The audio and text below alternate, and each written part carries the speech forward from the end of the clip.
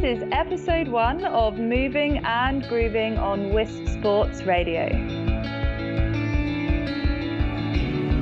Hello yogis, welcome to our new little yoga bubble. Moving and Grooving is a podcast about the wonderful topic of yoga.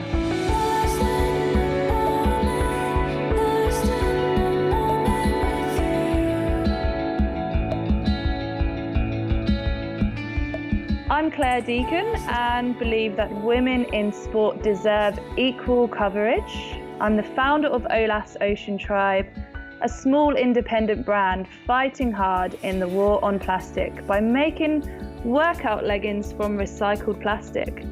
All in an effort to keep plastic out of our oceans, Olas are in partnership with Wisp Sports, and it just so happens that I'm a yoga teacher too. So it makes perfect sense for me to provide you with some yoga goodness in the form of moving and grooving. Before I talk about our topic today, I want to let you know there's an opportunity to win a pair of recycled plastic Olas leggings, as worn by Dee Kafari, skipper of Turn the Tide on Plastic in the Volvo Ocean Race. You can view the styles over on the Olas website at www.olasoceantribe.com. So stay tuned, as later on in the show I'll be telling you how you can enter for a chance to win.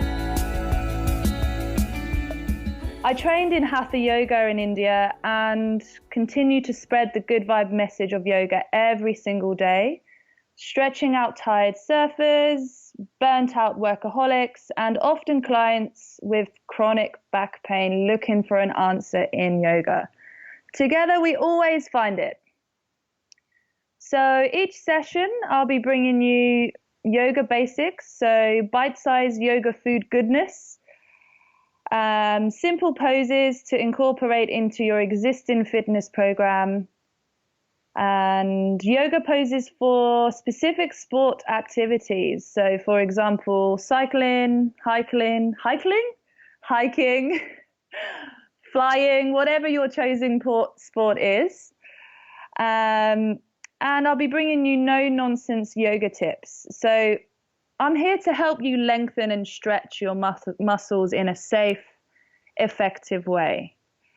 And we might touch upon some yoga philosophy along the way, but I won't delve too much into the philosophy or the religion behind yoga. We're going to keep it really simple, keep it accessible, keep it more sort of everyday, like I said, bite-sized yoga goodness.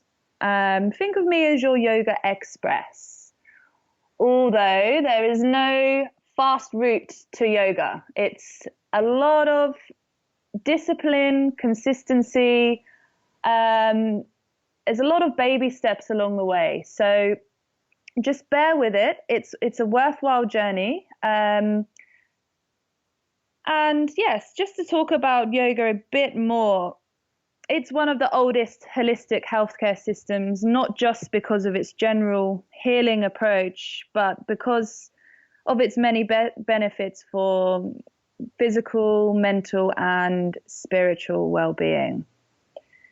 And the way yoga's going now, it's very, very popular. It was always going to be popular, I think, because it's so beneficial for you. But if you find that a bit daunting or pretentious or complex, or even coming with too many religious connotations, or any other reason that puts you off yoga, we'll break it down and simplify it.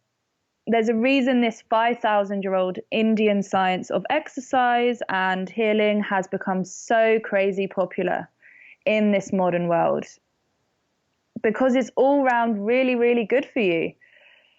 So let's break it down even further. Yoga provides increased strength, balance, stamina, relaxation, and the main thing we will focus on is flexibility, because any athlete ought to be incorporating a mobility program into their training.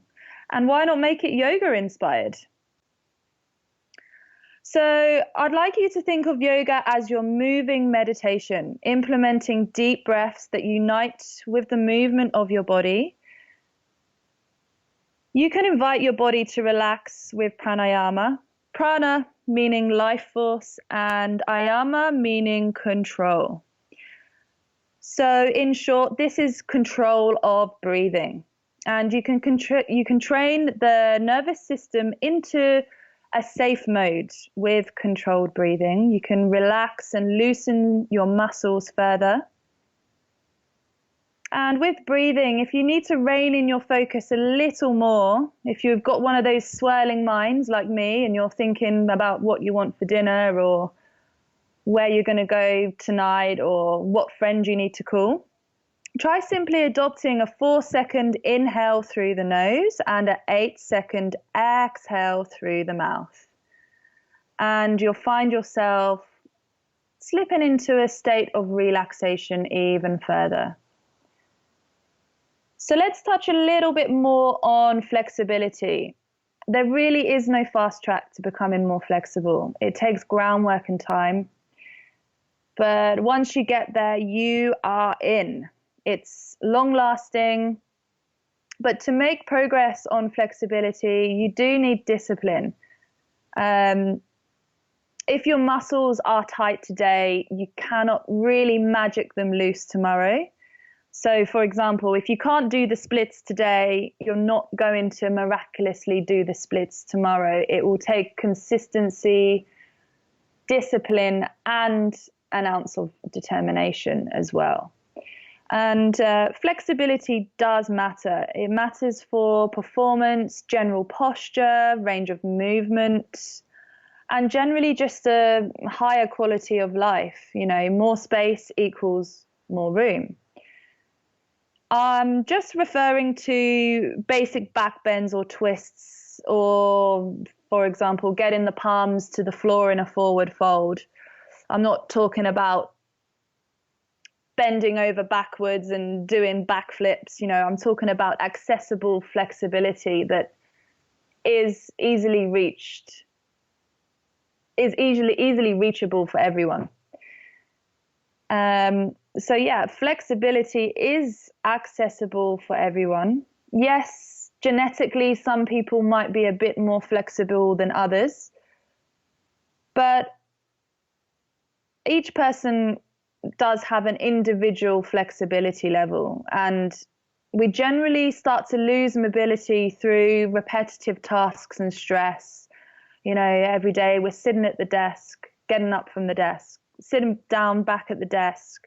Then we're sitting on the train, on the bus, at the car, at the dinner table. We're not really lengthening our muscles. We spend a lot of time nowadays contracting and especially hunching of the shoulders on our phones, on our laptops. So in my yoga lessons, I drill it into clients that to always roll the shoulders back and down, expose your chest, and you're left with a stronger, more confident posture. And this will make you feel good. It will give off signs that you are strong and confident. So yeah, it's always good to open up. You know, a lot of people on a daily basis won't even raise their hands above their heads. And from a child to an adult, we become accustomed to a default range of movement. So we can reprogram our muscles, we can lengthen our muscles, and the good news is we can definitely become more flexible. It takes baby steps though, so just remember consistency and discipline. And you will have heard the classic, stretching prevents injury.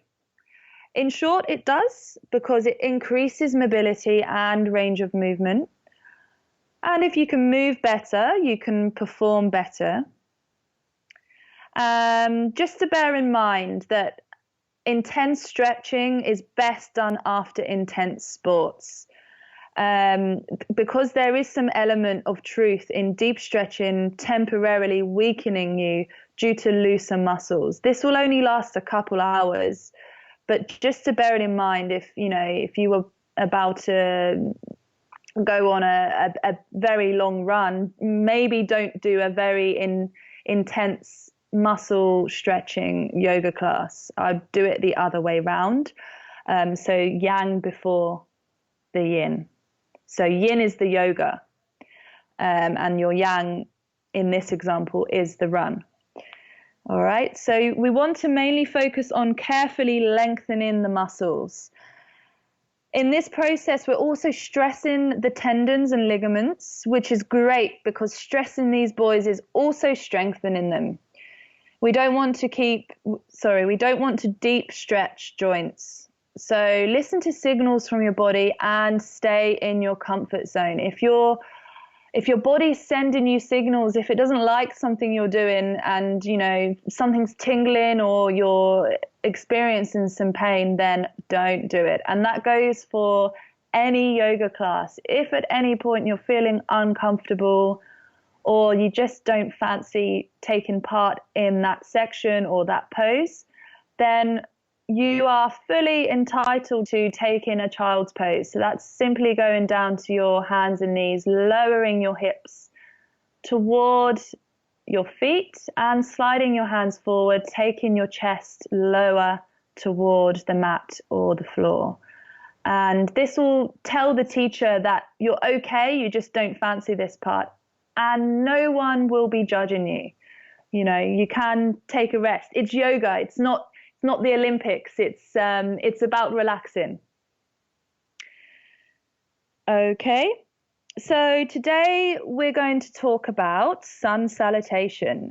The Sanskrit name for this is Surya Namaskara, and this sequence is a yoga essential for general flexibility. It's a full body stretch using well over 100 muscles and massaging inner organs. It can in itself be a cardiovascular exercise, aligning and benefiting the whole body. So it will become a cardiovascular exercise if with each transition you move with your breath. So then it's quite a quick pace. And it will become more of a moving meditation if you pause in your poses, if you take time to really explore the pose, then, it can go one way or the other. Basically, if you're moving quickly, you're getting a bit more of a workout from it, but you are still lengthening the muscles. If you're moving slowly, you can treat it as a moving meditation. So sun salutation provides all the primary health benefits of yoga in one awesome express package. So it's a good kind of overview of yoga. And if you include this sequence in your practice regularly you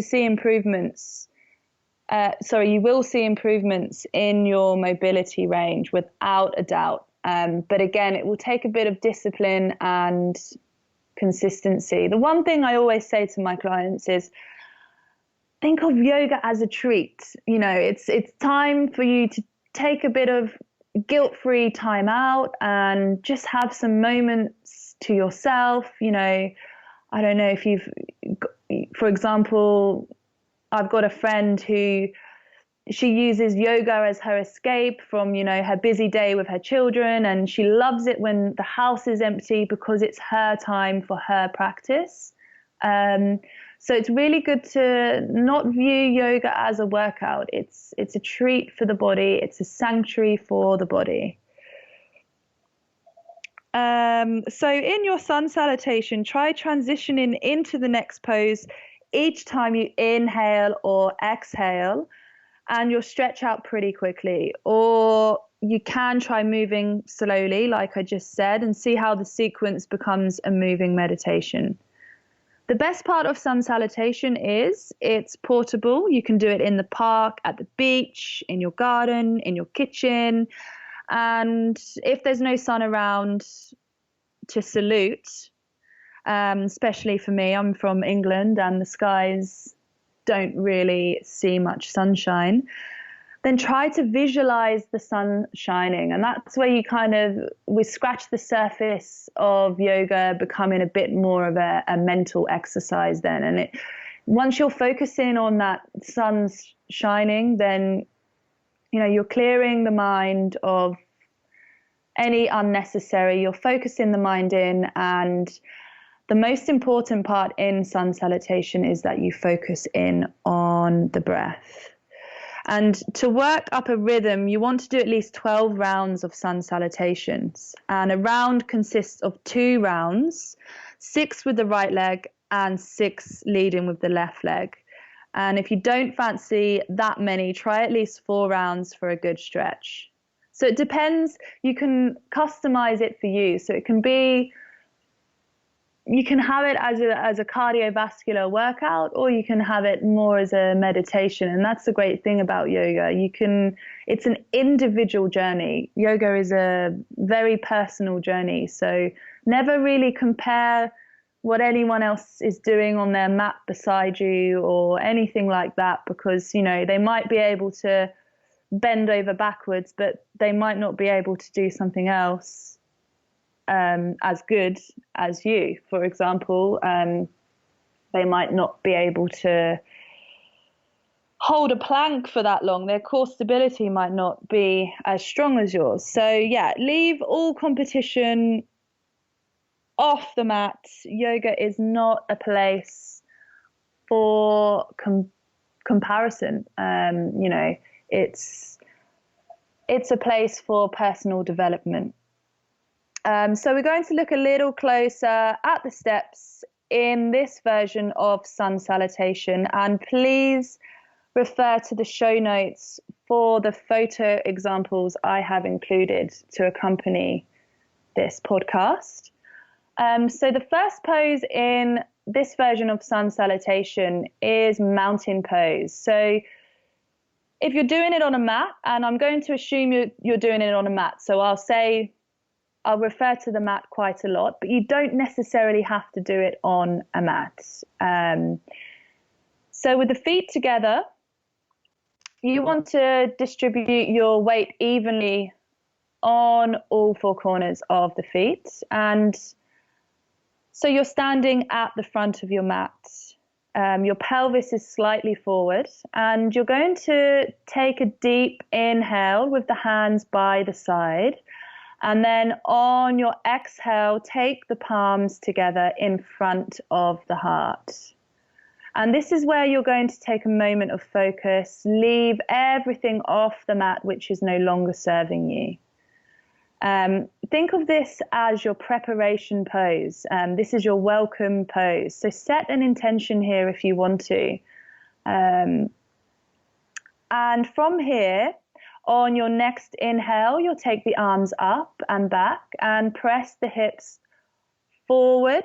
If you want more of a back bend, press the hips forward. And you want to extend through the chest, crown, and fingertips. So this is your rise and shine moment. So you're really saying hello to the sun, hello to the world. And on your next exhale, you'll fold forward at the waist. So you'll take a bow down, taking the forehead and the heart toward the knees, the hands to the floor. And you really want to try and get your fingertips in line with the toes. If you're feeling as flexible, if you're feeling about as flexible as a pole here, then it's okay to micro bend the knees. It's just yoga. It's not the Olympics, okay? So remember, this is about you. It's about relaxing. And in your standing forward fold, you want to keep the back as straight as possible. We really, really want to avoid rounding that spine if possible. From here, on your inhale, you'll take the right leg back and you're lowering the knee. So you're taking a low lunge and you want your toes pointing out with the front knee over the ankle, and try to align the hands with the toes here. So align the fingertips with the toes. You're looking forward, you're raring to go, you're ready to go, and you want to relax the shoulders away from the ears. So you'll notice that I say this so often in my lessons, always relax the shoulders away from the ears. So it's the opposite of hunching. We're opening ourselves up, we're opening our chest. From here, retain the breath. and step back to a high plank, and you're stacking your shoulders over your hands and you're pushing your heels backwards, so away from the body, and you're engaging your abdominals, so you're engaging your core strength here, and you want to slightly imagine drawing your hips toward your rib cage, and you'll notice this engages your abdominals and locks and tightens your core when you do this.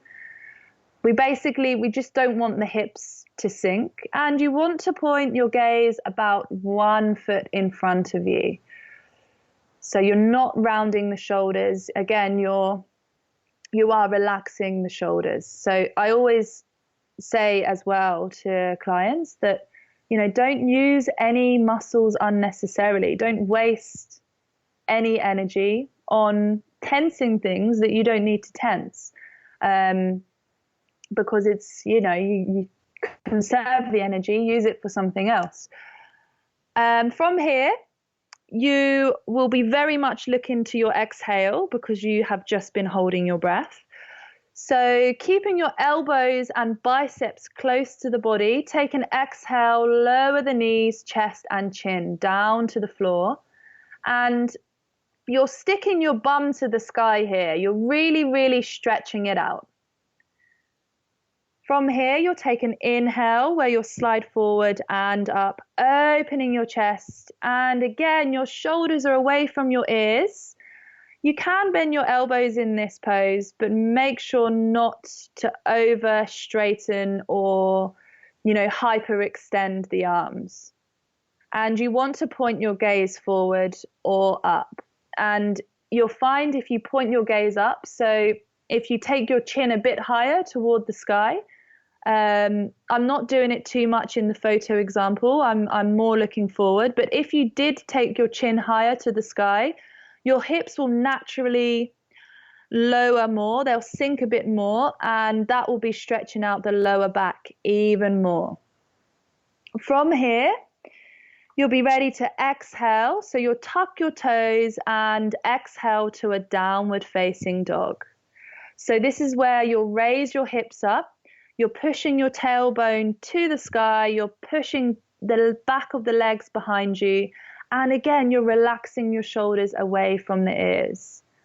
You're lowering your chest toward the floor and you're spreading your fingers. I always say, feel every point of contact you have with the mat, taking this time to really be where you are right now, feeling what points of contact you have with the mat brings you into the present moment, as does any kind of focus on the breathing. It really brings you in to the present moment. And I don't want to get all yogi and hippie on you, but the present moment is the only place where life truly exists. So try to ground your feet in your downward facing dog with the heels down. But again, if you're not feeling flexible, no worries. You can microbend the knees, lifting the heels off the floor a little bit. Again, this is not the Olympics. It's yoga. It's about you. It's about relaxing. And just bear in mind that downward facing dog is a relaxation pose. So turn to this pose as a sanctuary. And from here, you'll inhale the right foot forward. So we're back to our low lunge. And again, we'll take time to lower the shoulders away from the ears. We're looking forward and we're really opening that hip flexor on the left hip. So it will alternate between which foot you're taking forward or backward. You're really opening the left hip flexor in this, and you want to be looking forward. Again, you're raring to go. And from here, you will take another forward fold. So you'll exhale into your forward fold, and you'll take the left foot forward to do this. So you'll take a bow. And again, try to get your hands to the floor and your fingertips in line with the toes. But if you're not feeling flexible, microbend the knees. And from here, we're going to inhale, reach forward and up. So you're rising back up to reaching your hands upward toward the sky. You can take the pelvis forward slightly. You're really rooting the feet. You're opening your heart. You're stretching out completely. And you'll exhale back to a more neutral standing position. So we're back to our mountain pose here. So that was half a round. So the right foot was leading. So now you will prepare for the second half of the round with the left foot leading. So points 4 and 9 will lead with the left foot to complete one round of sun salutation. And after you've done this one round, try carrying on with at least 3 more rounds. And then you'll really feel the benefits of sun salutation. You've been through a whole body stretch. You've really, really opened everything up. And you've really engaged with your breathing. So you've united your body with your breath. And that's a really nice, harmonious place to be, to really kind of feel at one with your mind and body. And after you've finished your preferred amount of sun salutation, treat yourself to a shavasana. That's the best part of yoga. So after any mobility program, treat yourself to a shavasana. Lay on the floor, spread your legs out, open your arms, open the palms to the sky, relax everything into the mat, and have a bit of a shuffle around. Make sure you're tucking your shoulders underneath you. Your collarbone is smiling across the chest. Your heart is open to the sky. And try to draw your chin down toward your chest. So keep that back of the neck lengthened there. And it's quite common whilst relaxing, you know, we have a lot of anxieties nowadays, worries, fears. So it's quite common to be really kind of clenching your jaw in shavasana or throughout any yoga class or sequence. So if you find yourself really kind of clenching your jaw or pushing your tongue to the roof of your mouth, just try to relax the mouth. So you can open the mouth slightly and just wiggle the jaw around and then just kind of reset the mouth, because you want to be relaxed in the face. And also don't take yoga too seriously, you know, try and do it all with a smile. So whilst you're lying in shavasana, you're doing a bit of a body scan. So you're checking in to see if there's any other areas of tension. And if there are a remaining few niggles, then just try to inhale relaxation and exhale the tension. And if you're having trouble focusing on your breathing, then try adopting that inhale through the nose 4 seconds and exhale through the mouth 8 seconds. And when you do the exhale through the mouth, you can really exert that breath, and you can try doing a bit of a huh to really kind of push that breath out. It's a release. You're letting go. You don't want any of that negative stuff anymore. You're letting go of all the tension in the body, tension in the mind, and you're left with the best version of yourself lying on the floor in bliss. Shavasana is everybody's favorite yoga pose. I hope you enjoyed my explanation of sun salutation and flexibility. That's it for episode 1 of Moving and Grooving. Before I go, here's how you can enter for a chance to win a pair of the Olas leggings. All you have to do is go to wispsports.com and subscribe to our newsletter. It's really easy.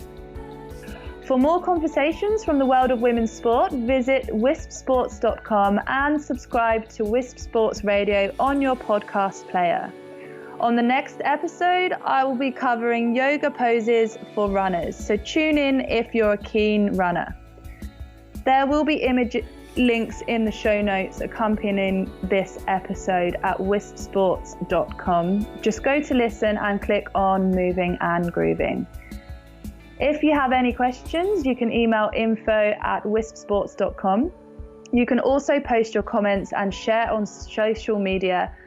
Just look out for @Olas Ocean Tribe and @Wisp Sports. All right, thank you for listening, and thank you for supporting women in sport everywhere. Namaste.